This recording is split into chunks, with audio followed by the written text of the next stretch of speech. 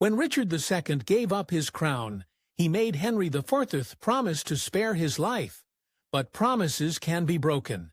Henry made sure Richard's end was unspeakably brutal. King Richard II was one of the most notorious monarchs to sit on the English throne. Shakespeare may have immortalized his villainous reign, but his true story is both darker and much more complicated. Richard was a faker from the start. Born in 1367 to Edward the Black Prince and Joan, Countess of Kent, Richard wasn't even born in England, the country he was soon to rule. The future king was actually born in southwestern France, in the port city of Bordeaux, officially making him Richard of Bordeaux. And from the moment he came into the world, he started a whirlwind.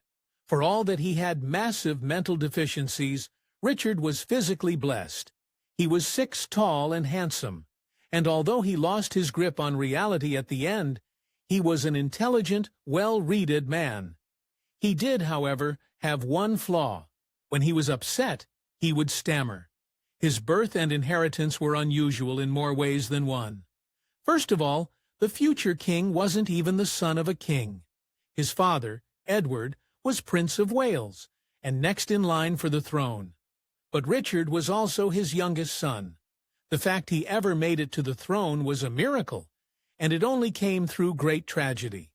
When he was just a boy of 4, his older brother Edward died from the bubonic plague at just 6 years old. Unfortunately, it wouldn't be the last time the devastating illness altered Richard's life. The passing of Richard's brother took a severe toll on his father. He had contracted dysentery, and the grief turned his illness fatal. Richard's father died before ever reaching the throne. Richard was only 10 when he became King of England. His coronation ceremony was a 2-day affair with massive pageantry. London let the wine run, literally. There was wine flowing from fountains throughout the city to celebrate. While the wine was flowing and the parades were marching during Richard's coronation, people were also given their very own castle. The massive temporary structure stood in the center of London, and 4 maidens stood in its 4 towers, showering the young Richard with gold as he marched by for the ceremony. When he was just 14, he faced his first real test as king. In 1381, the infamous Peasants' Revolt erupted after the king raised the country's taxes. Groups of men blocked, mobbed, and burned down key sites all over the capital. It was pandemonium, but not for Richard. He was hiding out in the Tower of London. Eventually, he realized that if he wanted to hold on to his crown, he had to assert himself. On June 13th, he set out on the River Thames to meet the rebels and negotiate. Richard helped disband the Peasants' Revolt by granting clemency to the rebels, only to quickly revoke the order. Then he did one better and went out on the battlefield himself to personally squash any of the stragglers. Being a king with vast resources, he was terrifyingly successful, and it had devastating consequences for the rest of his reign. The Peasants' Revolt baptized Richard II in blood, and he never forgot the dark lessons he learned over those few formative days. As he aged, he started to guard his crown ever more jealously, eventually becoming a staunch defender of his absolute power.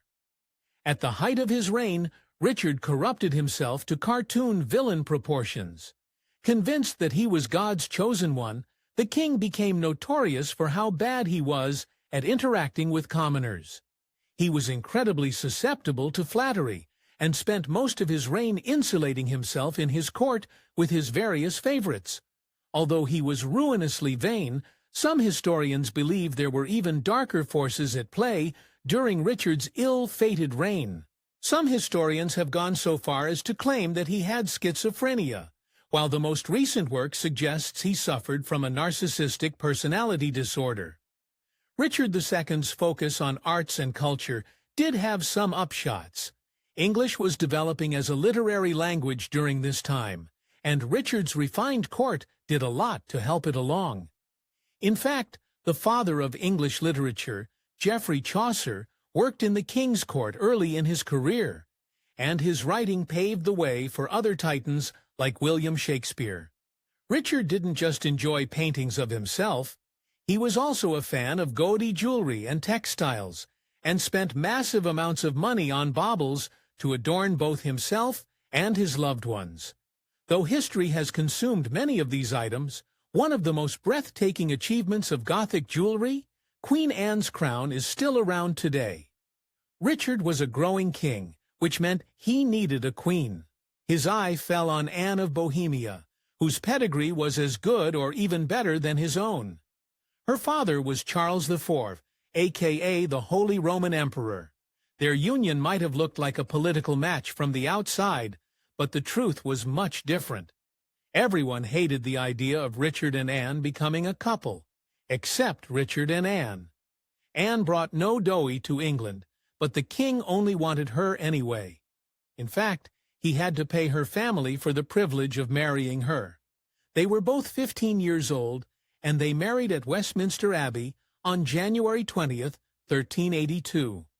In 1387, Richard II's reign really started to fall apart at the seams, when a faction of Parliament called the Lords Appellant finally managed to oust all his favorite courtiers from power.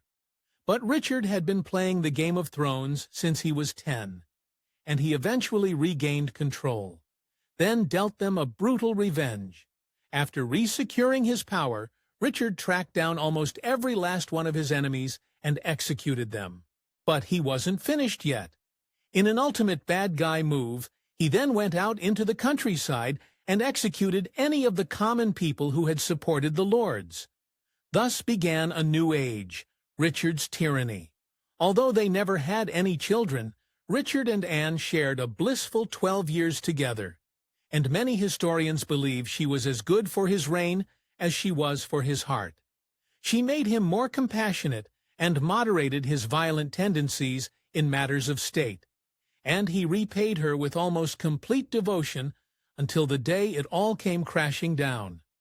In 1394, an old enemy of Richard II's came knocking.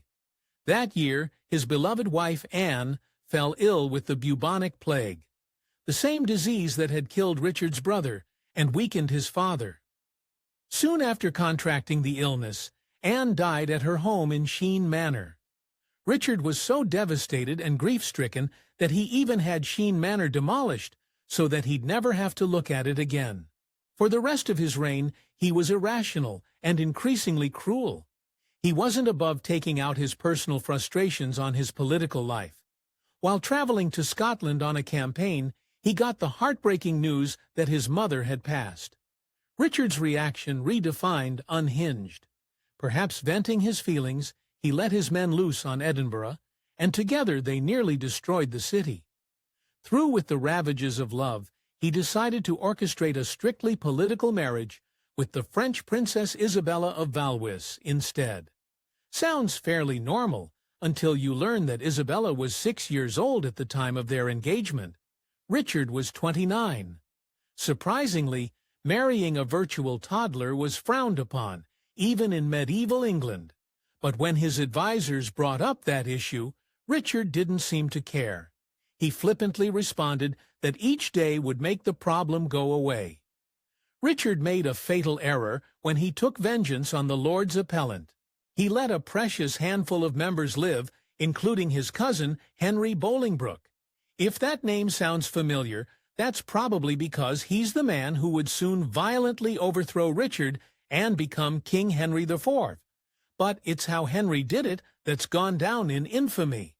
Richard II had been the big man on campus for decades, but even he recognized that Henry Bolingbroke was a threat. Henry's royal blood saved him from execution in the Purge. But Richard went further than that. To plate him, Richard made Henry a duke. Richard made another catastrophic miscalculation around this time. He said he didn't care that his wife Isabella was a child, but he should have. Richard was still childless at the time of his second wedding, and Isabella wasn't about to be of childbearing age anytime soon.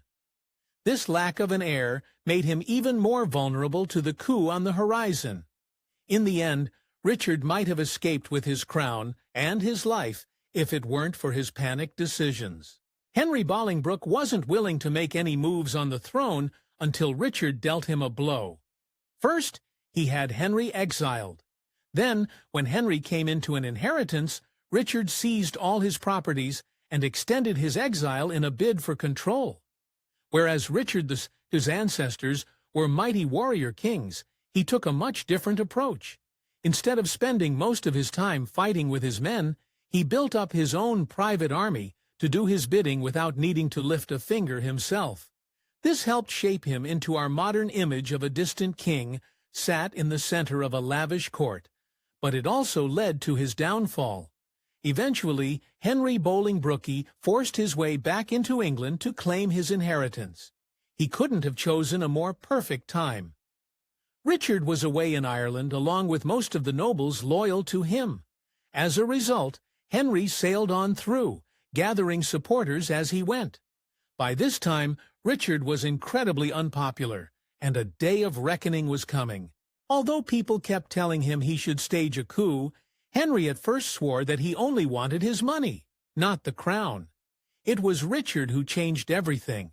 With his distaste for battle, Richard surrendered to his cousin almost immediately after his return, and desperately offered Henry the crown in exchange for his life. Following this transferal of power, Henry imprisoned Richard in the Tower of London. Richard regretted his actions almost immediately, launching into a tantrum and demanding his crown. On October 13, 1399, Henry officially snatched the hollow crown from Richard II, becoming King Henry IV, and then he dealt the final blow. Although Henry had originally promised to spare Richard's life, he quickly realized it was too dangerous to have a former king hanging around. He knew he had to take care of Richard, but the way he did it was beyond cruel. Instead of your regular beheading or even a common hanging, Henry gave Richard a much more torturous end. Little by little, day by day, he starved Richard to death from his cell until the former king succumbed. Then, on February 17th, Henry showed off the fruits of his dark labors, displaying Richard's cold, emaciated corpse in St. Paul's Cathedral for all to see. Whether out of guilt or expediency, Henry buried Richard hastily and without fanfare in King's Langley Priory. Eventually, though, Richard got something of a happy ending. More than a decade later, Henry's successor said, "Sorry," and entombed Richard at Westminster Abbey alongside his beloved Queen Anne. Thanks for watching History Expose. If you love uncovering the best stories in history, hit like and subscribe to keep exploring with us. Don't forget to visit our main page, Factinate, for more incredible facts about everything